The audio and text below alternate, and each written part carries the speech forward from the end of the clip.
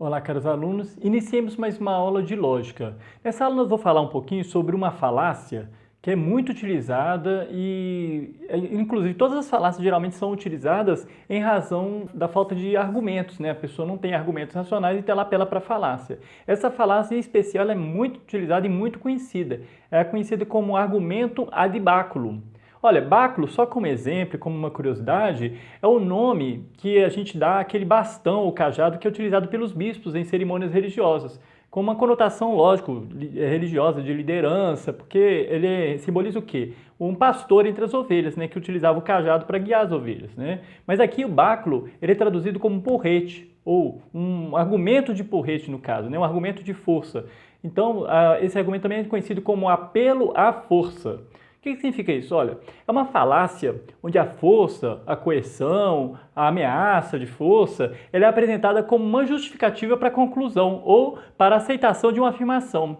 O apelo à força é uma falácia em que a força e coerção são apresentadas como argumento para se concordar ou discordar, né, com o autor da conclusão. Então é um modo de forçar a pessoa a aceitar em razão da consequência e em razão do medo. Por exemplo, o coronelismo, né? A gente sabe que existia muito essa ameaça, né? Se você não votar no meu candidato, você vai ser expulso das minhas terras. Ao invés de convencer, por exemplo, que determinado candidato seria o melhor, né? O coronel, ele obrigava as pessoas que moravam na sua terra, às vezes, a votar em determinado candidato, que o favorecia, né? Porque aqui, o que está em questão não é um argumento racional, uma persuasão racional, é exatamente o apelo para uma falácia, né? Então, em geral, as falácias fazem isso. Outro exemplo, olha, se eu disser, se você não acreditar em Deus, você irá para o inferno.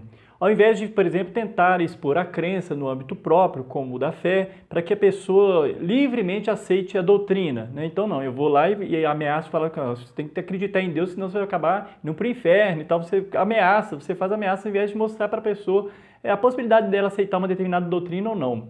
Outra que foi muito utilizada, por exemplo, recentemente, né, vocês disseram falar assim, ó, se os professores forem para a manifestação, eles poderão ser punidos. Quando a gente sabe, por exemplo, que qualquer tipo de manifestação democrática é prevista em nossa legislação constitucional. Isso qualquer manifestação, né, que eu estou falando, né? Se for democrática, se for dentro dos limites e assim por diante. Outro também que aconteceu recentemente é essa, olha, todos os deputados governistas devem ser a favor da aprovação das reformas, porque senão eles serão expulsos do partido. Ao invés, por exemplo, de mostrar os interesses lícitos envolvidos na aprovação de uma determinada reforma. E até mesmo aqueles que são representados por eles, né? Não, mas você obriga a pessoa a aceitar uma determinada situação pela força, né?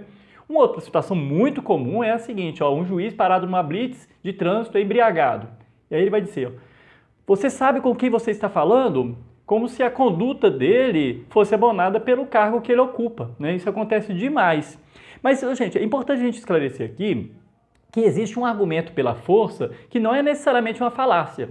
É o caso em que as consequências de uma ação, elas são apenas trazidas à tona, ou seja, você simplesmente está mostrando para a pessoa as consequências da ação dela. Um professor, por exemplo, que chega para o aluno e fala, olha, se você não fizer atividade, você vai ser reprovado.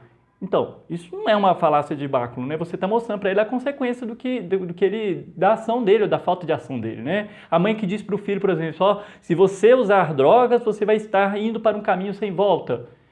Qual que é o tipo de argumento pela força aqui? Não, ela está mostrando a consequência do uso de drogas e assim por diante. Um policial que chega para o cidadão e fala com ele que ele vai ser preso se ele descumprir a lei. Ou o dono de um boteco que diz para o cliente assim, ó, se você beber e dirigir, você vai acabar sendo preso. Por que você não pega um táxi?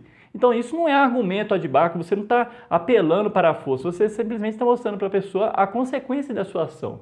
Então, a falácia de báculo, ela está exatamente no fato da consequência não estar ligada à ação de quem recebe o argumento, mas à vontade de quem utiliza o argumento. Ou seja, é eu que estou tentando forçar uma situação, eu que estou argumentando, forço uma situação, e não necessariamente a pessoa com a ação dela que vai causar aquilo, né? Como nos primeiros exemplos, né? O coronelismo, o do assédio dos manifestantes, ou uma pessoa de patente inferior que é subordinada, né, que acaba sofrendo assédio de uma pessoa de patente superior e assim por diante. Então, eu espero que tenha sido claro, né? Então vocês têm que entender que o apelo para a força é exatamente um apelo para a força em que a consequência não está prevista na ação da pessoa, e sim na vontade de quem está argumentando. Então, eu espero que tenha sido claro. Até a próxima aula.